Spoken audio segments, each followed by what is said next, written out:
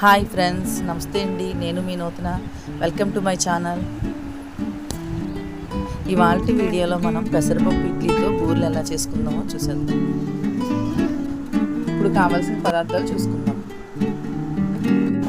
1 cup మినపప్పు, 2 కప్పుల బియ్యం 6 గంటల సేపు నానబెట్టుకొని బూరెల పిండిలా మెత్తగా గ్రైండ్ చేసుకొని పెట్టుకొని దాంట్లో కొంచెం సాల్ట్, షుగర్ యాడ్ చేసుకొని పక్కన పెట్టుకోవాలి. 1 కప్పు పెసరపప్పు తీసుకొని దీన్ని కూడా నానబెట్టుకొని మెత్తగా గ్రైండ్ చేసి పక్కన పెట్టుకోవాలి.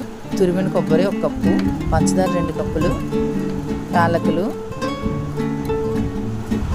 ఆయిల్. పెసరపప్పు ఇడ్లీ బూరెలకు కావాల్సిన పదార్థాలు చూసాం కదా, తయారీ విధానం చూసేద్దాం. ముందుగా గ్రైండ్ చేసి పెట్టుకున్న పెసరపప్పు పిండిలో కొద్దిగా సాల్ట్ యాడ్ చేసుకొని బాగా కలుపుకోవాలి.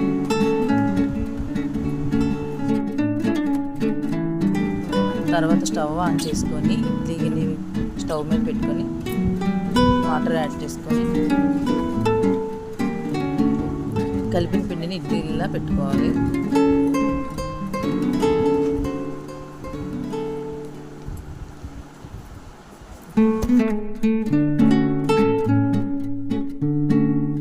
ఇడ్లీ ఉడికేలోపు పాకం పెట్టుకుందాం. 2 కప్పులు పంచదార తీసుకొని అది మునిగే వరకు వాటర్ పోసి పాకం బాగా మరగనిద్దాం.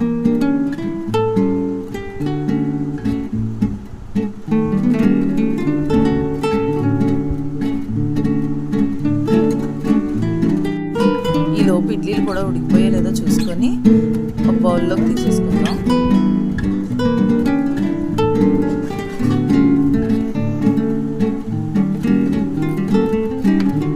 ఇలా ఉడికించిన ఇడ్లీని మెత్తగా స్మాష్ చేసుకోవాలి. ఇలా ఉండలు లేకుండా మెత్తగా స్మాష్ చేసుకొని పక్కన పెట్టుకోవాలి.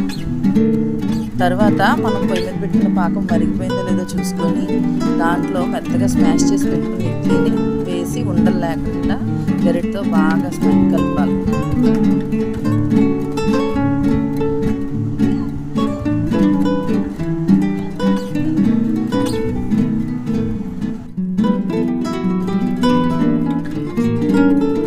ఇలా ఉండలు లేకుండా దగ్గరగా కలుపుకున్న తర్వాత తురిమిన కొబ్బరిని తీసుకొని దాంట్లో యాడ్ చేసుకుందాం. కొబ్బరిని కూడా బాగా ఇందులో కలిసేలా కలుపుకోవాలి.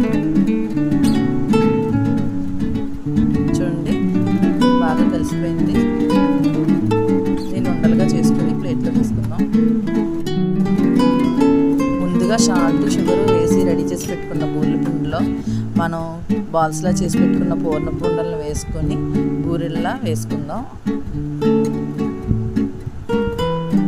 ఆయిల్ హీట్ ఎక్కిందో లేదో చూసుకొని వీటిని బూరెల్లా వేసుకోవాలి.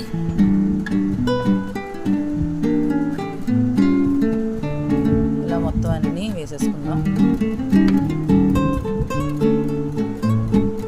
ఇలా గోల్డెన్ బ్రౌన్ కలర్లోకి వచ్చేలా బాగా వేయించుకోవాలి.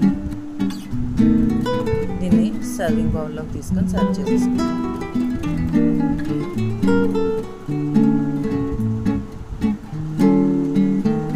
వేడివేడిగా పెసరపప్పు ఇడ్లీ బూరెలు రెడీ అయిపోయాయి.